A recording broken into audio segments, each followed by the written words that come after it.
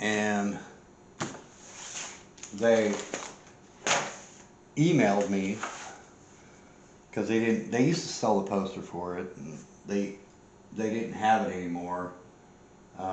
So they ended up emailing it to me, and I got it. So I did the best that I could, and I didn't have uh, any drawings on the let's see, that's 34. I didn't have any drawings on the sails. Okay, so I ended up making the sails myself. I don't even know if they're right, but basically what I did was I measured the mast, went out a little bit further on uh,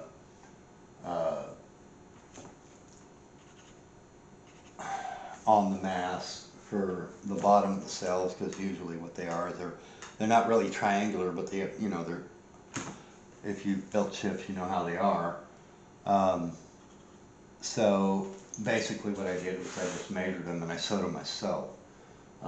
Turned out pretty good. I even carved the figurehead, which was hard as hell because it's a mermaid, and it was hard. Um, but I did it. It wasn't the best work, but it worked. So, like I said, it was just one of those things that you just have to. You can't just assume that everything's good. Like I said, I had to do that 3 freaking times, man. 3 times. 3 times I did that. This one's taped because it wasn't. The router didn't work real well on it, so I got to pull the tape off. And another one I did, which I think I did the whole 3 times. All it was a, and I'll eventually get pictures of all this stuff, but all it was a 18th century longboat. And or not 18th century, I mean a 16th, 17th century longboat. It was modeled after the Endeavor's longboat. It really doesn't look like the Endeavor's longboat, it just looks like a longboat. So I didn't call it that, and I'm Scottish, so I almost just went ahead and, called it the Thompson longboat. But I never named it, and I just put it up there. I did everything by hand. I carved everything by hand. I even carved the barrels by hand, the buckets by hand. All of the, there's no dead eyes because there's no chain, because there's no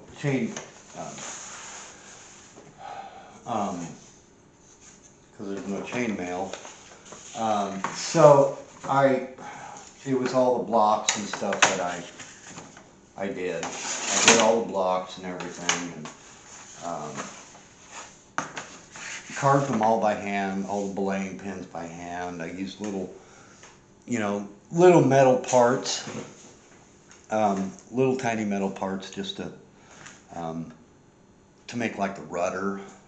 And they were just little brass parts that I found around the house, and everything was literally made by scratch from what I could find in the house, not, from a kid or anything. And it was just, it turned out really, really good. And, like the Lady Washington, I sewed all the sails myself. I just basically winged it, and it turned out to be a beautiful little boat. I loved it, and it's great, and I still have it. It sits in my other living room, which I'll end up getting those, and I just haven't got them yet. I'll end up getting them. I'm not going to go into the details of why I don't have them, but I will get them. But it's just, it's really, seriously, doing this, building these models is so fulfilling. Um, you have no idea. If you get into it and you're not fulfilled, then you're not doing something right. Because to me it's fun. I don't, like I said, I'm retired,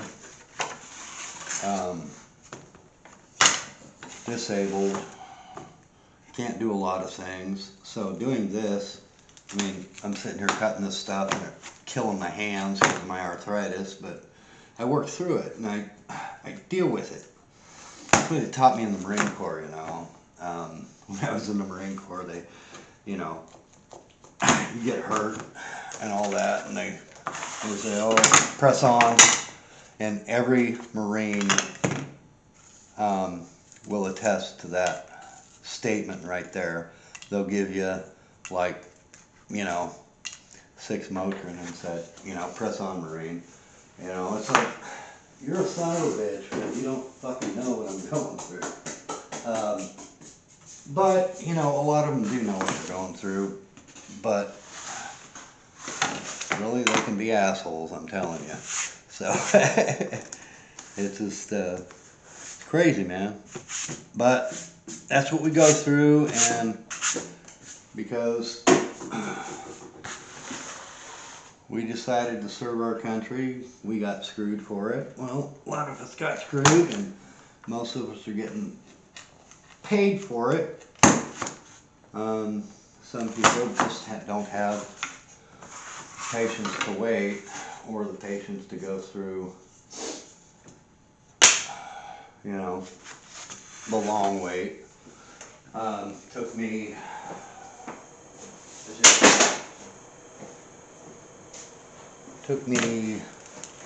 well, 2011, so it's been 10 years. It was 2018 when I got 100%, so it took me that long to fight.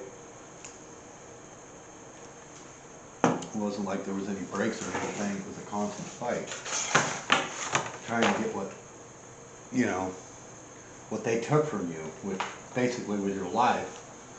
You know, they took your life from you because you couldn't, you know, I mean, I enjoyed working. I loved my job. I did security. I was armed. I enjoyed the shit out of everything that I did, but literally they take your life from you, you know, and they did that with a lot of us, and you know, I am very proud to have served. I just wish they would give us more than what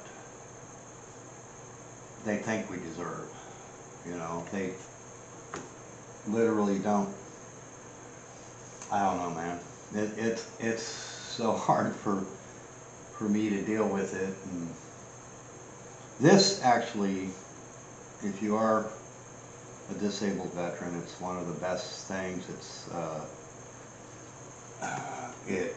it helps you mentally because this is what you do.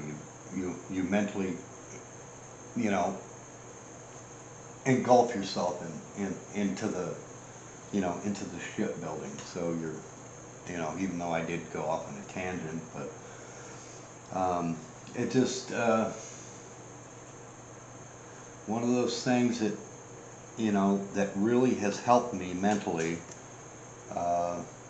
So I keep doing it, and yeah, it cost me some money, but you know, my kids are grown. I don't have any support, child support or anything like that. And I think I'm missing. No, it's the last piece. So it's just me and my dog. That's all I got to take care of. So, and I have my house here, and you know, the other house I don't have to worry about. It's my girlfriend's, but she's dealing with that. My bills are minimal. I made sure of that. So I have the extra cash, you know, not to throw around, but to, you know, put toward my hobby, which I'm grateful for. I do. I'm gonna, you know, put my shop in and all that, or my modeling room in the shop. And I'm not sure where I'm gonna put it yet, but I know it's gonna happen. It's just a matter of getting out there and doing it. But well, buying the wood, you know, all that, and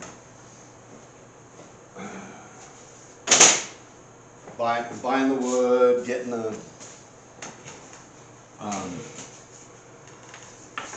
lumber, well, buying the wood, getting the electrical, which is not a problem.